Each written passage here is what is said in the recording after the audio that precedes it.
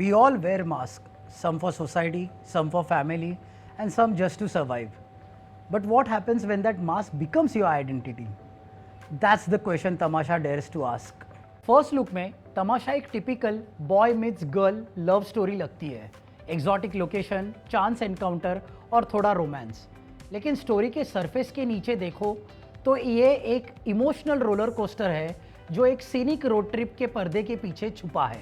सोच के देखो, रणबीर कपूर का वेद हर एक इंसान की तरह है, कॉरपोरेट दुनिया में फंसा हुआ, अपनी असली आप को सोसाइटी एक्सपेक्टेशंस के पीछे छुपा रहा है। फिर आती है तारा, दीपिका पादुकोण का कैरेक्टर, जो उसे कॉर्सिका में मिलती है। दोनों डिसाइड करते हैं कि छुट्टी के टाइम पे असली नाम क्यों बताए, क्योंकि वेकेशन पे कौन फॉर्मल रहता है, राइट?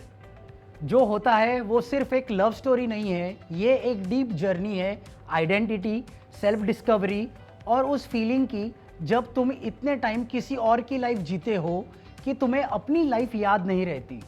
वेद का कैरेक्टर एक टिकिंग टाइम बॉम्ब है, अंदर से भरा हुआ रिप्रेस्ड क्रिएटिविटी और मेंटल हेल्थ स्ट्रगल से।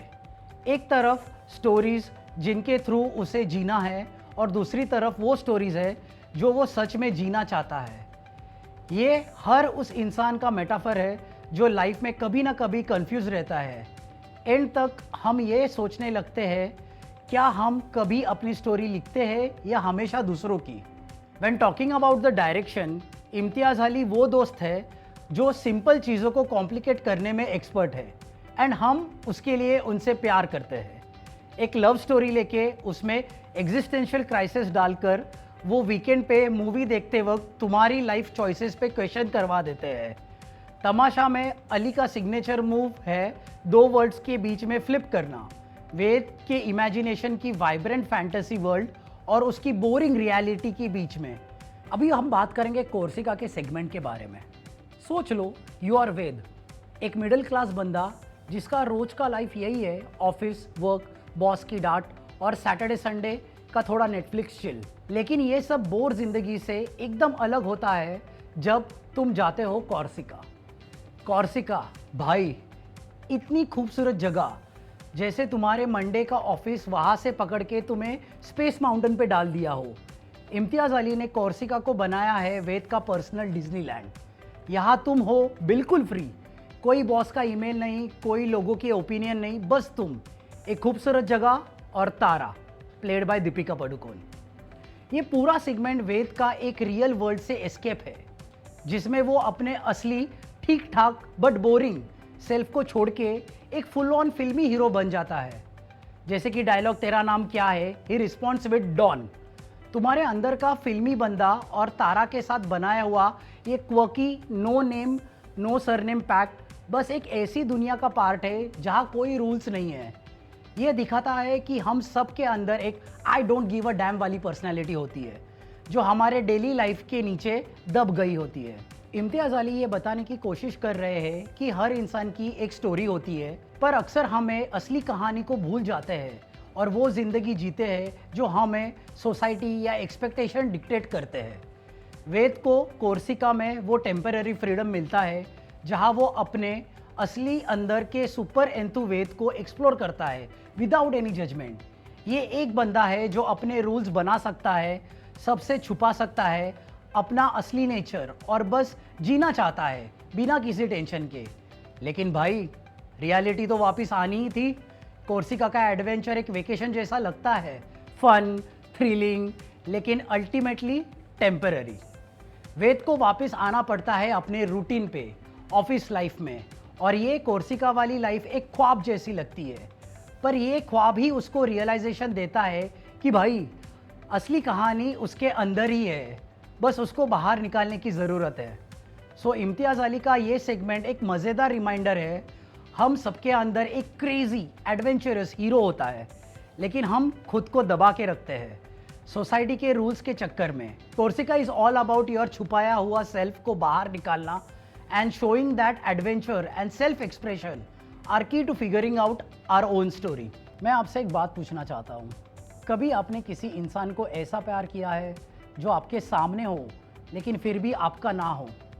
यही तमाशा का सबसे बड़ा इमोशनल कॉन्फ्लिक्ट है। तारा को वेद से प्यार है, कॉर्सिका वाले वेद से। वो आज़ाद, एक्सप्रेसिव और फुल ऑफ लाइफ था। लेकिन जब वो उसे रियल वर्ल्ड में मिलती है, वो बिल्कुल अलग होता है। ये सिर्फ एक लव स्टोरी नहीं, बल्कि एक इंसान के खो जाने और वापस अपने असली आप को ढूंढने की कहानी है। तारा को जो वेद कोर्सिका में मिला, वो एक अलग दुनिया का बंदा था। ऐसा बंदा जो लाइफ को जीने के तरीके में दुनिया से अलग था, जो फ्रीली अपनी कहानी लिख रहा था बिना किसी रिस्ट्रिक्शन के। उस वेद के साथ टाइम बिताना तारा के लिए एक फैंटेसी की तरह था, जैसे किसी और दुनिया का एक ड्रीमी एक्सपीरियंस हो। उस वेद के अंदर एक रॉ एनर्जी थी, एक जुनून था जो उसे किसी और तरह अट्रैक्ट कर रहा था। लेकिन जब वो दिल्ली आती है और एक्चुअल वेद से मिलती है, तो वो शॉक हो जाती है। ये वही बंदा है, लेकिन अंदर से बिल्कुल अलग। वो सीरियस है, बोरिंग है, एक टिपिकल कॉर्पोरेट जॉब करने वाला बन गया है, जिसमें कोई जुनून, कोई पैशन नहीं है। तारा कंफ्यूज्ड हो जाती है। जो बंदा कोर्सिका में इतना रियल और एक्सप्रेसिव था, वो अब एक रोबोट की तरह बिहेव कर रहा है। ये उस मोमेंट का रियलाइजेशन है जो तमाशा का कोर है। हम अक्सर सोसाइटी के प्रेशर में अपने असली पर्सनैलिटी खो देते हैं और एक मास्क पहनकर जीने लगते हैं। तारा सिर्फ वेद से प्यार नहीं करती, बल्कि उस वेद से करती है जो खुद अपनी कहानी लिख रहा था, ना कि जो दुनिया की लिखी हुई स्क्रिप्ट फॉलो कर रहा है। तो अभी हम बात करेंगे कि ऐसा क्यों हो रहा है। वेद की मेंटल हेल्थ प्रॉब्लम्स। वेद की लाइफ का सबसे बड़ा स्ट्रगल है आइडेंटिटी क्राइसिस। उसके अंदर एक क्रिएटिव और पैशनेट स्टोरी टेलर छुपा है, लेकिन सोसाइटी, घर वाले और कॉर्पोरेट दुनिया ने उसे एक इंसान में बदल दिया है जो बस एक मोनोटोनस लाइफ जी रहा है। ये एक मेंटल हेल्थ ब्रेकडाउन का परफेक्ट एग्जाम्पल है जो आज के टाइम पे बहुत लोग फेस करते हैं। सोसाइटी प्रेशर और कंडीशनिंग। बचपन से उसे ये सिखाया गया है कि रियल वर्ल्ड में बस एक अच्छी नौकरी लेना ही सक्सेस है। क्रिएटिविटी या इमोशंस की कोई जगह नहीं है। ये इंटरनल कॉन्फ्लिक्ट उसको एक एग्जिस्टेंशियल क्राइसिस में डाल देता है। वेद कोर्सिका में एक अलग इंसान था, क्योंकि वहाँ सोसाइटी का प्रेशर नहीं था। लेकिन दिल्ली आने के बाद वो अपने असली आप से डिसोसिएट हो गया है, एक स्प्लिट पर्सनैलिटी की तरह जीने लगता है। एक तरफ उसका स्टोरी टेलिंग वर्जन है और दूसरी तरफ एक स्क्रिप्टेड लाइफ जीने वाला वेद। उसके अंदर की फ्रस्ट्रेशन इतनी बढ़ जाती है कि एक दिन उसे ब्रेकडाउन हो जाता है। वो अपनी जॉब के बॉस के सामने अपना कूल लूज कर देता है, एक ऐसा इंसान की तरह बिहेव करता है जो मेंटली अनस्टेबल हो रहा है। ये वो मोमेंट है जब वो रियलाइज करता है कि उसका असली आप मर रहा है। सो वेद कोर्सिका में एक अलग इंसान था, क्योंकि वहाँ सोसाइटी का प्रेशर नहीं था। लेकिन दिल्ली आने के बाद अपने आप से डिसोसिएट हो गया है, एक स्प्लिट पर्सनैलिटी की तरह जीने लगा।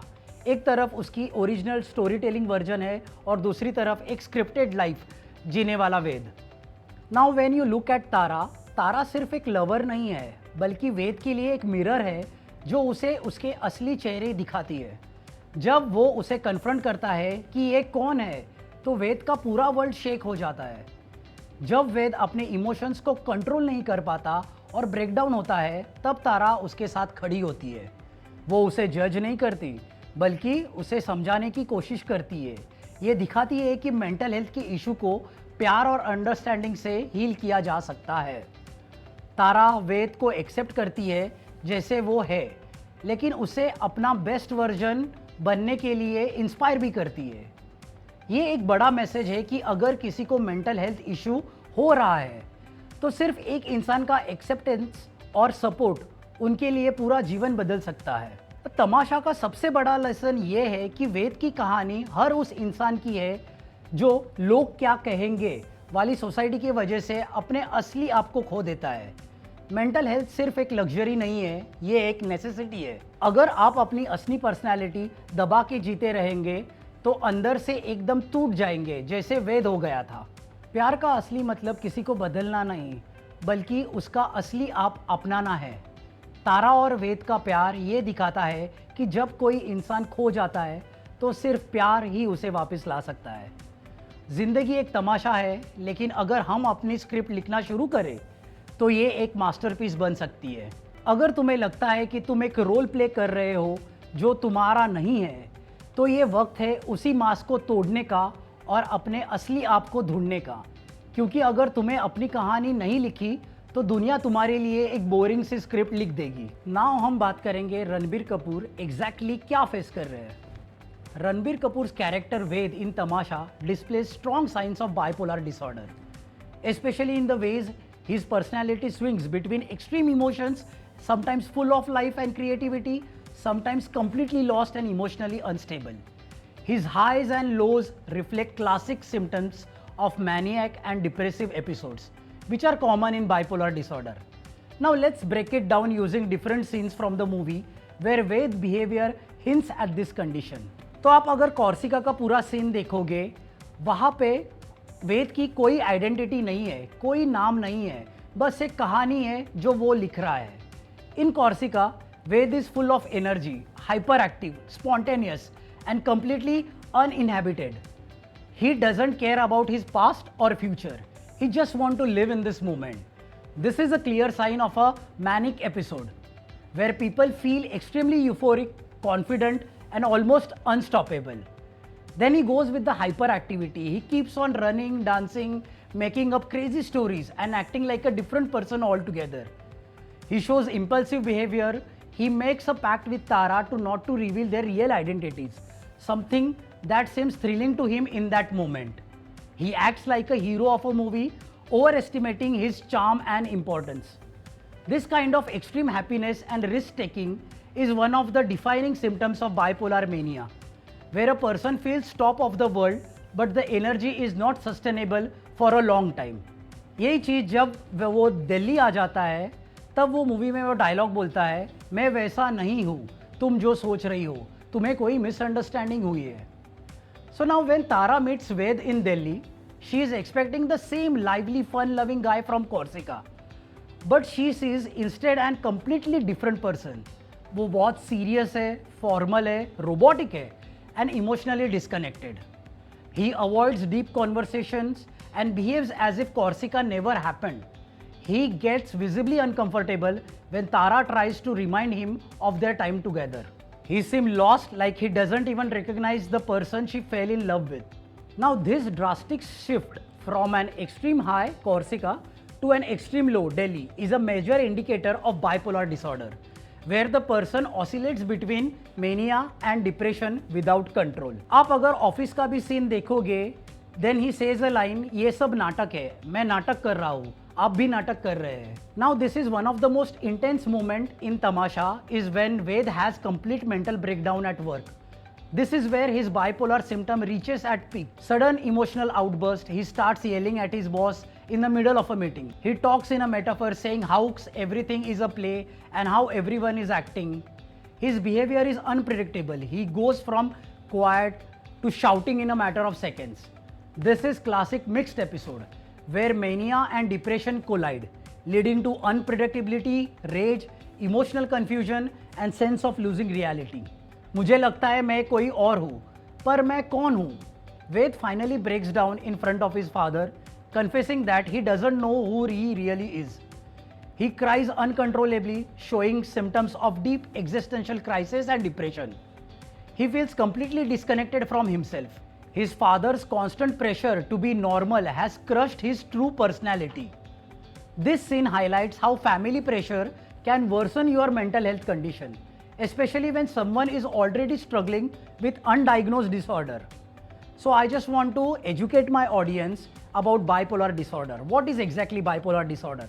Bipolar disorder is a mental health condition जहाँ पे a person goes through extreme mood swings, shifting from high energy, overconfidence, risk-taking behavior, less sleep, and when there is a depressive episode, low energy, sadness, loss of interest, suicidal thoughts, and isolation. These shifts can be triggered by stress, trauma, pressure, or emotional experience. In Ved's case, his suppressed creativity and forced corporate life acted as a major trigger, leading to his extreme reactions. Now let's see how Tara helps him. Tara plays a key role in Ved's healing journey. She accepts him unconditionally. She never judges him for his breakdown. She just wants him to be his true self.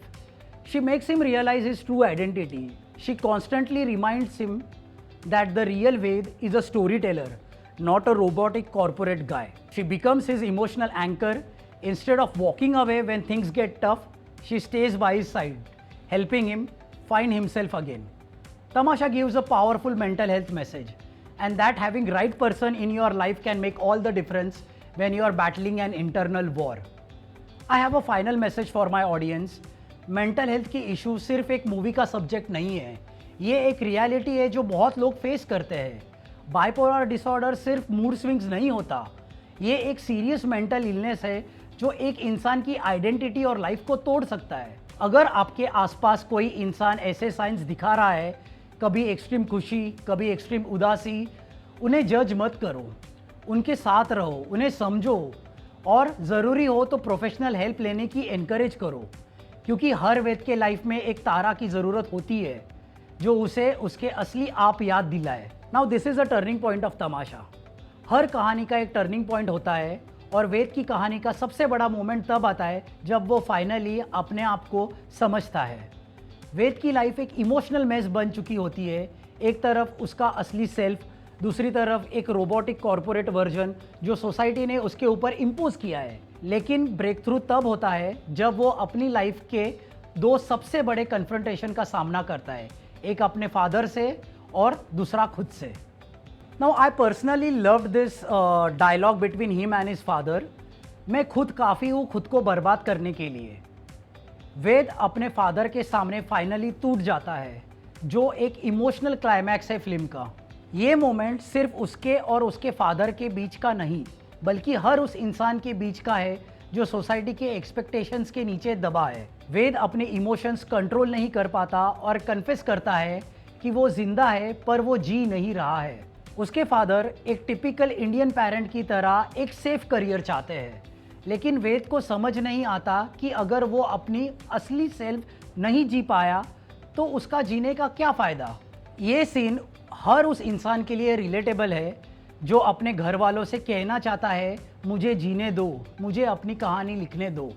ये moment वेद के अंदर का final trigger होता है जो उसके असली self को जगाता है और उसे रियलाइज़ कराता है अगर उसने अपनी कहानी लिखना शुरू नहीं किया तो वो एक जिंदा मुर्दा बन जाएगा. Now this particular line gives me a goosebump. कहानी में हीरो के आखिर में मर जाता है, पर क्यों? और फिर आता है वो सीन जो सिर्फ एक मूवी का सीन नहीं बल्कि एक रियलाइजेशन है. वेद अपने अंदर एक स्टोरी टेलर जगाता है, स्टेज पे चढ़ता है और अपनी कहानी बताता है. वेद का एक फाइनल मोनोलॉग एक मेटाफर है एक इंसान के रीबर्थ का. जो बंदा एक स्क्रिप्टेड लाइफ जी रहा था वो फाइनली अपनी कहानी लिखने का डिसीजन ले लेता है.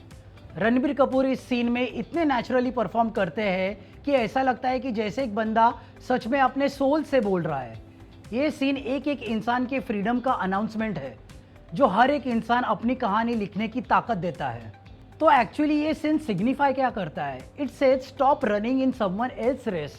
तमाशा का असली मैसेज यही है. जिंदगी एक रेस नहीं है जो तुम्हें दूसरों के साथ दौड़नी है, ये एक कहानी है जो तुम्हें खुद लिखनी है.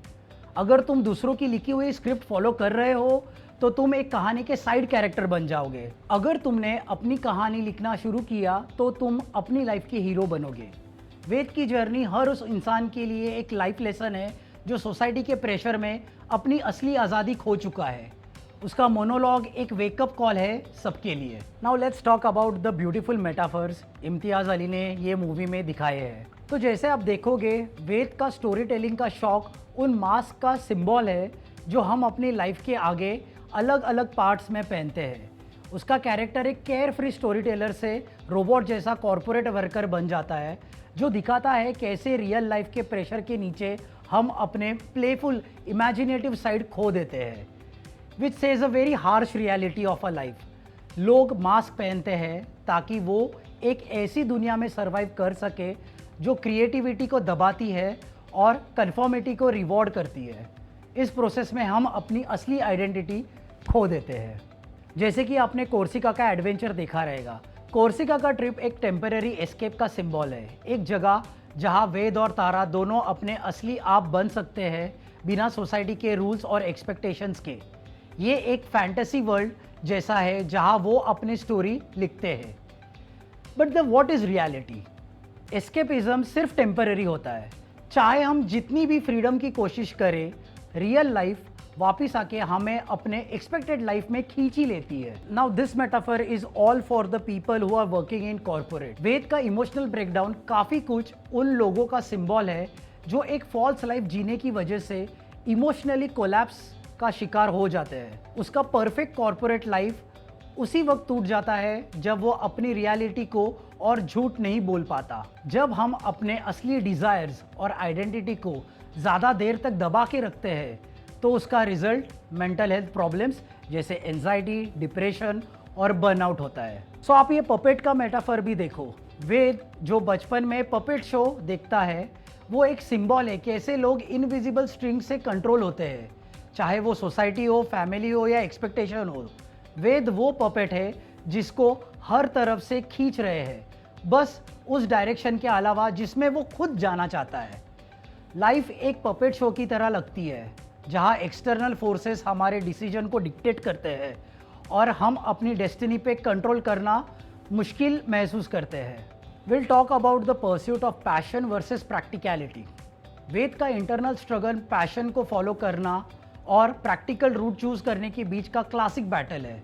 हार्श रियलिटी ये है कि ज़्यादातर लोग प्रैक्टिकल ऑप्शन चूज करते हैं सोसाइटी और फाइनेंशियल प्रेशर की वजह से, चाहे इससे उनकी क्रिएटिव स्पार्क चली क्यों ना जाए। वेद को लगता है वो अपनी लाइफ कंट्रोल कर रहा है, लेकिन वो बस एक ऐसी स्क्रिप्ट फॉलो कर रहा होता है जो दूसरों ने उसके लिए लिखी होती है। हार्श ट्रूथ यही है कि अक्सर हमें लगता है हम इंडिपेंडेंट डिसीजन ले रहे हैं, लेकिन इन रियलिटी हम बस सोसाइटी, फैमिली या ट्रेडिशन के दिए हुए रास्ते पे चल रहे हैं। So there is a final message to my audience, be your own hero. अगर तुम्हें लगता है कि तुम किसी और की लिखी हुई स्क्रिप्ट पे जी रहे हो तो अभी भी वक्त है उसे बदलने का। ज़िंदगी सिर्फ एक कंपटीशन नहीं है, ये एक कहानी है जो तुम लिख रहे हो। तो बताओ कहानी में हीरो कब आएगा? और अगर तुमने तमाशा का एंडिंग सीन नहीं देखा तो तुमने बॉलीवुड का एक मास्टरपीस मिस कर दिया है। रणबीर कपूर की ब्रिलियंट एक्टिंग, इम्तियाज़ अली की फ्लॉलेस राइटिंग एक ऐसी क्लाइमैक्स क्रिएट करता है जो सिर्फ एक मूवी का एंड नहीं बल्कि एक नई सोच की शुरुआत है। गो एंड वॉच तमाशा। और एक सवाल अपने आप से पूछो, तुम्हारी कहानी का एंडिंग तुम लिख रहे हो या कोई और? सो मैं हूँ तुम्हारा दोस्त और ये था एक और एपिक बॉलीवुड एनालिसिस। मिलते हैं अगले एपिसोड में एक और नए ज़बरदस्त मूवी के ब्रेकडाउन के साथ। तब तक अपनी कहानी खुद लिखना मत भूलना। Thank you.